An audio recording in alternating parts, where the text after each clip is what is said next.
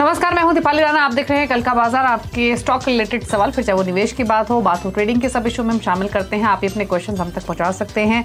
आप व्हाट्सएप के through, social media platforms के थ्रू अपने क्वेश्चंस हमें भेज सकते हैं। नोट कर लीजिए तरीका शो में शामिल होने का। 7045220000 ये हमारा व्हाट्सएप नंबर है। इसके अलावा आप सोशल मीडिया प्लेटफॉर्म्स पर ये शो लाइव भी देख सकते हैं और अपने क्वेश्चन भी पोस्ट कर सकते हैं। फेसबुक, ट्विटर पर यह शो लाइव जा रहा है इस वक्त, तो अपने क्वेश्चन भी आप वहां पर पोस्ट कर सकते हैं। इसके अलावा आज मार्केट में क्या हुआ, फटाफट से उसका एक अपडेट देख लेते हैं और उसके बाद क्या रणनीति आपकी होनी चाहिए कल के पर्सपेक्टिव से, साथ ही आपकी क्वेरीज, वो सभी हम शामिल करेंगे। तो एक क्विक रिकैप आपके सामने लेकर आते हैं मार्केट का। आज बाजार में हमने एक्सपायरी से पहले एक जोश देखा, बाजार बढ़तर बंद होने में कामयाब रहा आज के सेशन में। इसके अलावा अगर आप सेंसेक्स को देखेंगे तो 450 अंकों की बढ़त रही, निफ्टी में भी 126 अंकों की तेजी रही। डेज हाई पर इनफैक्ट दोनों ही इंडाइसेस बंद हुए। सबसे ज्यादा एक्शन कहीं था तो आज realty, banking, metal, IT stocks में रहा। एफएमसीजी स्टॉक्स हल्के से दबाव के साथ रहे, लेकिन मोर और लेस जो सेकेंड हाफ था मार्केट का वो काफी अच्छा रहा। अब बात करते हैं संस्थागत निवेशकों की। तो एफआईज ने खरीदारी की है 2024 करोड़ की, डीएस ने बिकवाली की है 1990 करोड़ के आसपास की। तो ये तो रहे संस्थागत निवेशकों के नंबर्स। अब स्ट्रैटेजी कल के लिए क्या होनी चाहिए, इस पर करते हैं फोकस। हमारे साथ इंडिपेंडेंट एनालिस्ट सरवेन श्रीवास्तव मौजूद हैं। सरवेन नमस्कार, स्वागत है आपका। पहले तो बताइए कल के लिए क्या स्ट्रैटेजी, क्या आउटलुक? बहुत बहुत नमस्कार दीपाली जी। देखिए, कल जो मोटामोटी हमने कल भी बात की थी मॉर्निंग शोज में, वो यही थी कि देखिए यहाँ पे जो भी ब्रॉड दायरा बना है, अब ये हम ऑलमोस्ट काफी ओवरबॉट लेवल्स पे चल रहे हैं। तो 18,900 वाला जो लेवल 18,880, 18,900 वो अब क्रूशल रहेंगे यहाँ के लिए। तो जो भी आई थिंक ये जो मूव आज बना है, ये उछाल पॉसिबली कल कंटिन्यू हुआ तो आपको ऊपर में 18,880 और 18,900 के स्तर भी कहीं ऊपर में आते हुए दिखेंगे। बट उन स्तरों का क्लियर होके वीकली, डेली ब्रेकआउट होना बहुत जरूरी है फ्रेश मोमेंटम बिल्डअप होने के लिए। या अगर आप उसको राउंड ऑफ कर दे तो 19,000 का जो आंकड़ा है, जो बाजार के लिए एक आई थिंक एक लैंडमार्क होगा, उसकी तरफ अगर बाजार को भागना है तो आई थिंक ये वीक एकदम क्रूशियल है। जैसे मैंने बोला, इस वीक में आपको ब्रेकआउट मिल जाने चाहिए, नहीं तो फिर क्या होगा, बाजार थोड़ा थक जाएगा। तो फिलहाल के लिए मुझे लगता है कि 18,700 से लेकर 18,900 की रेंज, और जहां हम ब्रेकआउट कर पाए तो आई थिंक और ऊपर के टारगेट्स भी खुलेंगे। बट आई थिंक जब तक वो हो नहीं जाए तब तक हम उसको कॉल नहीं कर रहे। ओके, चलिए, तो ये रही स्ट्रैटेजी, रणनीति कल के लिए। इंडेक्स के हिसाब से आपको लेवल्स मिले हैं। अब फोकस करते हैं क्वेश्चंस पर। और पहले कॉलर गोलू हमारे साथ मौजूद हैं पानीपत से। गोलू नमस्कार, बताइए क्या सवाल है आपका? नमस्कार मैम। नमस्कार सुरेंद्र सर। नमस्कार मैम। सर मेरा सवाल है, मेरे पास न्यूक्लियस सॉफ्टवेयर के 50 शेयर है, 1150 की मेरी बाइंग है और 3 से 6 महीने मेरा होराइजन है होल्ड होने का। ओके, तो 3 to 6 मंथ्स का इनका व्यू है जैसे इन्होंने मेंशन किया, और फिलहाल 1050 के लेवल्स पर इनफैक्ट इनकी बाइंग 1150 की है। गोलू, 1150 से 1050 क्या है आपका बाइंग लेवल, एक बार रिपीट करेंगे? 1150 है मैम। 1150, तो यानी आपके भाव से 150 रुपए नीचे है ये स्टॉक। क्या सजेशन रहेगा सर्वेंद्र इनके लिए? देखिए, थोड़ा सा एक शॉर्ट टर्म अपस्विंग का पॉसिबली ओवरबॉट लेवल इन्होंने बाय कर लिया है। बट स्टॉक ओवरऑल आप देखें तो सेक्टर को अपने बीट करते हुए आई थिंक आउट परफॉर्मेंस अपने ओवरऑल स्पेस, अपने बेंचमार्क इंडेक्स को बीट करते हुए चल रहा है आई थिंक। तो trend medium to long term trend तो अच्छा है। तो 3 से 6 महीने के लिए अगर ये मुझे बोलते हैं तो इनको बेस्ट केस मुझे जो दिखता है वो दिखता है कि मुझे लगता है 1250 के लेवल्स एक बार दोबारा रीटेस्ट होंगे। अब क्योंकि उन्होंने इतने ऊपर के भाव से लिया है तो शायद इनके थोड़े पैसे बनेंगे, लेकिन मे बी जितने बनने चाहिए उतने नहीं बनेंगे। बट आई थिंक ट्रेड में इनको बने रहना चाहिए और इन द मीन टाइम इनको एक स्टॉप लॉस भी जरूर रखना चाहिए। तो आई थिंक 944 के नीचे एक स्टॉप लॉस भी आएगा डेली क्लोजिंग बेसिस पे। अगर उसके नीचे किसी कारण से बंद होता है तो स्टॉक में शॉर्ट टर्म वीकनेस आ जाएगी। और इनको ये ध्यान में जरूर रखना है कि निफ्टी आईटी इंडेक्स अभी भी प्रेशर में है, उछाल है उनमें, बाउंसेस आ रहे हैं, थोड़े बहुत मूवमेंट होते हैं, बट स्टिल आई थिंक 28,000 29,000 का आंकड़ा वहां पे उसके लिए प्रेशर का काम करेगा। तो sooner than later Nifty IT इसको भी पकड़ सकता है। तो फिलहाल तो वो समीकरण नहीं बन रहे, बट अलर्ट रहे, 944 के नीचे वो बन सकते हैं। तो स्टॉप लॉस जरूर लगा के रखिए। ओके, चलिए, तो ये सजेशन रहा गोलू के लिए। बात करेंगे अगले कॉलर से। मुनीश है हमारे साथ फोन लाइन पर दिल्ली से। मुनीश जी नमस्कार, बताइए क्या सवाल है आपका? मेरे पास ना जिंदल पॉली के 200 शेयर पड़े हैं मैम। ओके, हेलो, किस भाव पर लिए हैं आपने? मैम एवरेज उसकी बन रही है 720 रुपए के आसपास मैम। ओके, 720 रुपए की एवरेज बन रही है, यानी आपने अलग अलग लेवल्स पर लिया है। अच्छा, ये आपकी इन्वेस्टमेंट थी या आपने ट्रेडिंग के हिसाब से लिया है? क्या कितना और समय दे सकते हैं इस पोजीशन को? मैं ट्रेडिंग के हिसाब से मैम लेता हूँ मैं। ओके, तो यानी ट्रेडिंग के हिसाब से लिया, शॉर्ट टर्म व्यू है। पूछ लेते हैं क्या सजेशन रहेगा सरविंद का। सरविंद बताइए क्या करें अभी इस पोजीशन में? जिंदल पॉली 720 की एवरेज बाइंग है, 660 पर कर रहा है ट्रेड। नहीं, देखिए, इनकी शॉर्ट टर्म की और वेरी शॉर्ट टर्म की डेफिनेशन कहीं मैच नहीं होती है। अगर 720 रुपए में इन्होंने शॉर्ट टर्म ट्रेडिंग के लिए लिया था तो 3% मैक्सिमम 5% कहीं एक स्टॉप लॉस लगाते थे और कोशिश करते थे वहां पे कि भाई 8-10% की कमाई हो सके। तो ऑलरेडी आई थिंक इनके भाव से तो काफी नीचे आ गया है, मोर देन 10% अब कहीं इनके भाव से नीचे है। तो आई थिंक मेरे हिसाब से थोड़ा ज्यादा खड़े रह गए हैं इसमें। तो इनके ट्रेडिंग वाले टाइम फ्रेम से मैं कन्विंस नहीं हूँ, बट फिलहाल देखिए ये स्टॉक है, इसमें क्या होता है, थोड़ा सा वॉल्यूम्स इरेटिक होते हैं, कोई बहुत वेल ट्रेडेड स्टॉक नहीं है। होता है तो किसी दिन 70-80 हजार 1 लाख शेयर ट्रेड होते हैं और किसी दिन बीच में आपको दिखेगा 15 लाख 20 लाख शेयर भी ट्रेड होते हैं। तो बहुत कंसिस्टेंट वॉल्यूम पैटर्न्स नहीं है यहाँ पे। सो वहां से आपको बहुत ज्यादा स्ट्रेंथ नहीं दिख रही है। और थॉट यही है कि medium to long term setup अभी भी नेगेटिव है, तो ये उछाल ही चल रहा था जो इन्होंने पॉसिबली कहीं बाय कर लिया है। तो आई थिंक मेरी राय इनको रहेगी कि सेल ऑन राइस, और आई थिंक इसके ट्रेंड को इंप्रूव होने में भी टाइम है। तो जो भी इनको मौके मिले उछालों में, वहां मेरे हिसाब से तो थोड़ा निकलने की कोशिश करें। ओके, जयेश से बात करेंगे। जयेश गुप्ता कोटा से हमारे साथ मौजूद हैं। जयेश नमस्कार, बताइए अपना सवाल। Good evening ma'am. मैंने चंबल फर्टिलाइजर शेयर लिए थे गुड इवनिंग। 450 रुपए के भाव पे। ओके, हेलो, ठीक है। तो लेकिन अभी क्या ये क्या पहले मैं यहीं पे जॉब करता था, इसी कंपनी में जॉब करता था, बाद में छोड़ दिया मैंने यहाँ से। तो यहाँ पे क्या अमोनियम नाइट्रेट प्लांट भी आने वाला था, तो लास्ट ईयर भी क्या थोड़ा बूम आया था, तो मैंने 450 के भाव पे पकड़े थे इसको। लेकिन अभी तो क्या करीब 1 साल हो गया और नीचे ही चल रहा है लगभग। अभी तो आप काफी लॉसेस में हैं। आपने जो ट्रिगर्स बताया वो अपनी जगह है, लेकिन आपकी बाइंग ऊपर के लेवल्स के, इसीलिए काफी नुकसान हो रहा है। अब ये बताइए, होल्ड कर सकते हैं? टाइम है आपके पास इस इन्वेस्टमेंट को लेके? टाइम है।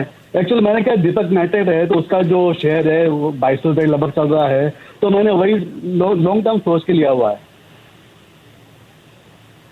नहीं, तो आपके पास दीपक फर्टिलाइजर भी है, वो दीपक नाइट्राइट भी है और चंबल फर्टिलाइजर भी है, करेक्ट?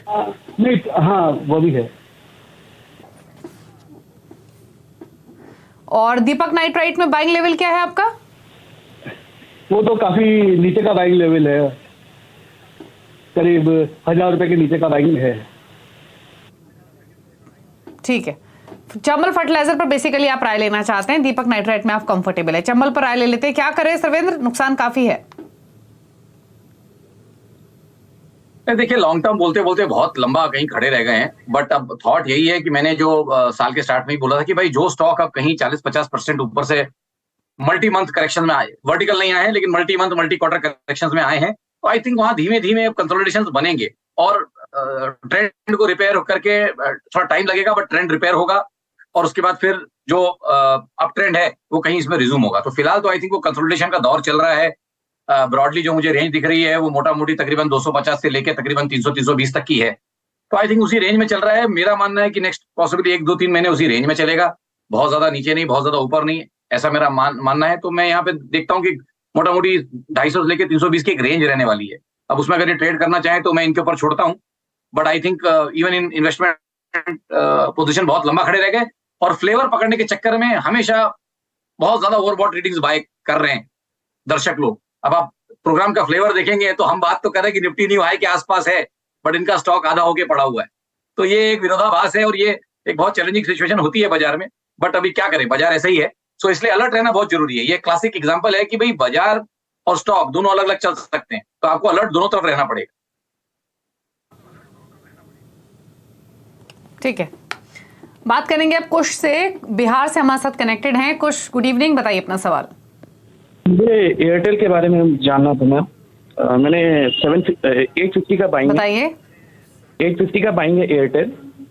मैं 2 से 3 महीने तक होल्ड कर सकता हूँ 50 शेयर से, तो मुझे जानना था इसके बारे में। ठीक है, 855 की बाइंग है। आपने हाल ही में खरीदा क्या ये स्टॉक? बिल्कुल बिल्कुल, मैंने 2-3 दिन पहले ही खरीदा। 2-3 दिन पहले लिया 10 रुपए ऊपर इनके भाव से।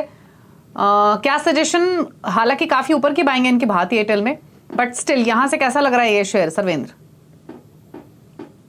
देखिए वही जैसे आपने बोला, थोड़ा सा ओवरबॉट लेवल से बाय किया है, मोमेंटम इनके फेवर में है, तो लकी है कि थोड़ा बाजार में ये चल रहा है, तो आई थिंक उसको उसी फ्लेवर को पकड़ के चले। मोमेंटम फ्लेवर खेला है तो उसको जरा भी कोशिश ना करें कि कहीं इसको डिलीवरी में कन्वर्ट करें, मोमेंटम फ्लेवर ही खेलें और पोजिशन में इसको ना बनाए ट्रेड को।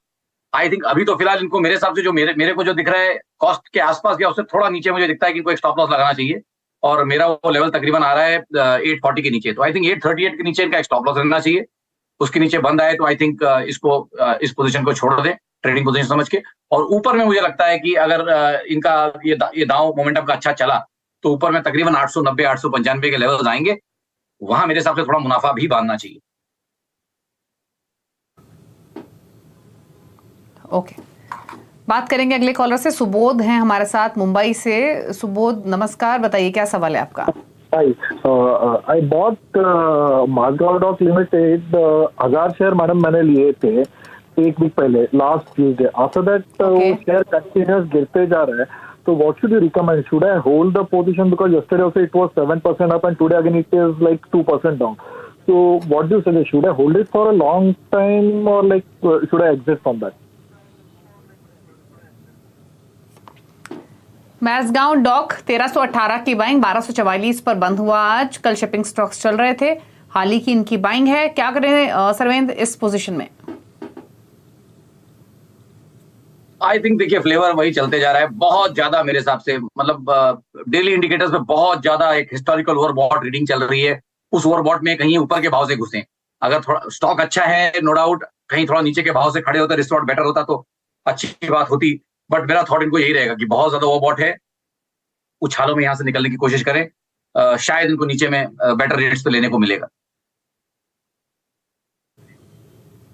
ओके चलिए, तो ये सजेशन रहा मैज़गांव डॉक पर। रुकने के साथ एक ब्रेक के लिए, ब्रेक के उस पर सोशल मीडिया से करेंगे सवालों को पिक। जल्द वापस आते हैं।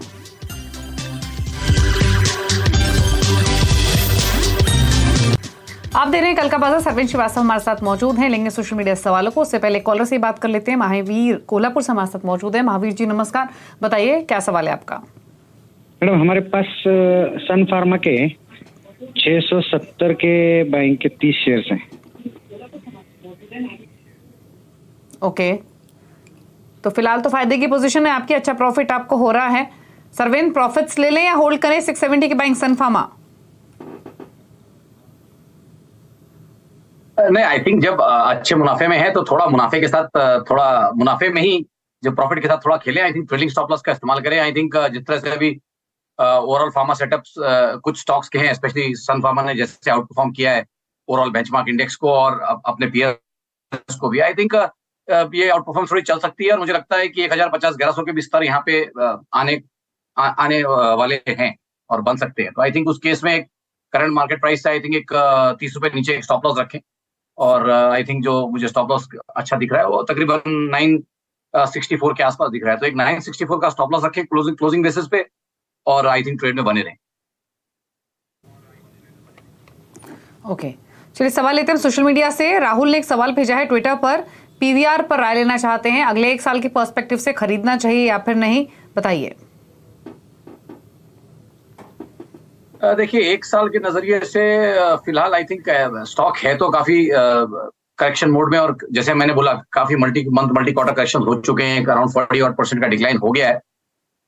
तो अगर बाय करना चाहते हैं तो आई थिंक जो बेस्ट स्ट्रेटेजी रहेगी थोड़ा ट्रांचेस में लें, एक साथ पूरा ना लें। मे बी जो कमिटमेंट अपना ये लॉन्ग टर्म का करना चाहते हैं पोर्टफोलियो में, उसमें मे बी 20-25% अगर डालना चाहें तो यहाँ इन करंट रेट से डालें, फिर उसको ऑब्जर्व करें और उसके बाद बीच बीच में राय लेते रहें।